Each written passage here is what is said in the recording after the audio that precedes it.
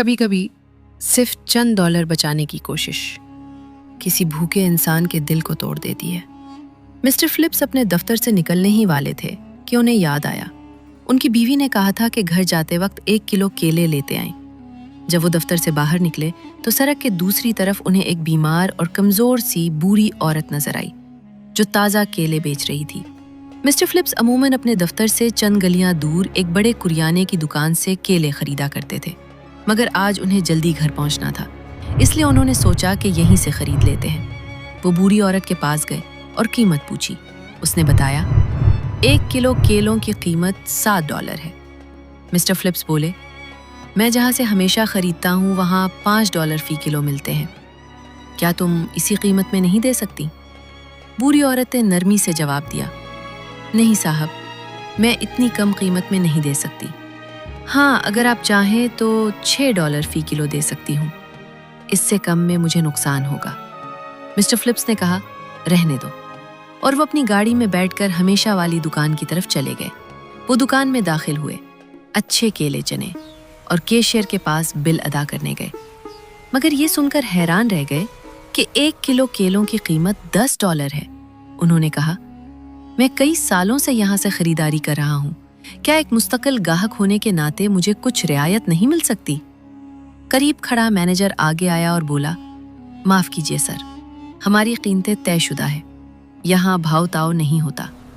Manager کا سرد رویہ مسٹر فلپس کو اچھا نہ لگا۔ انہوں نے کچھ لمحے سوچا، پھر کیلے واپس رکھ دیے اور دوبارہ اس بوڑھی عورت کے پاس چلے گئے۔ بوڑھی عورت نے انہیں فوراً پہچان لیا اور بولی، صاحب، میں اب بھی وہ قیمت نہیں دے سکتی، مجھے کوئی منافع نہیں ہوگا۔ مسٹر فلپس نے مسکرا کر کہا، قیمت کی فکر نہ کرو، میں تمہیں $10 فی کلو دوں گا، اب مجھے 2 کلو کیلے دے دو۔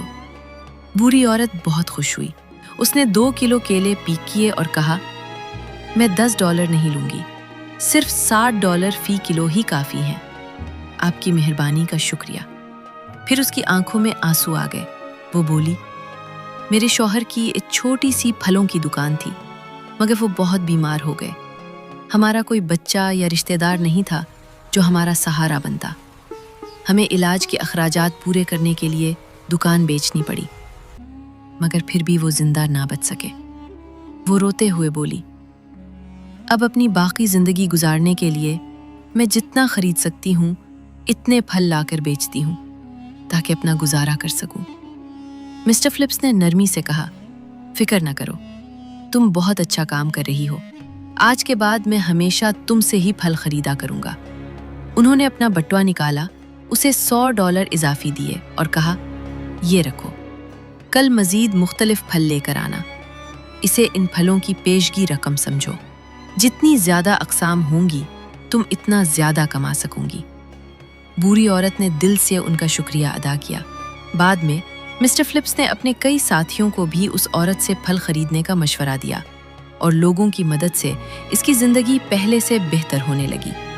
سبق: ہم اکثر بڑے مالز اور بڑی دکانوں پر بغیر بحث کے مقررہ قیمت ادا کر دیتے ہیں، مگر چھوٹے دکانداروں اور ریڑھی والوں سے سخت بھاؤ تاؤ کرتے ہیں۔ سوچنے کی بات یہ ہے کہ ایسا کیوں؟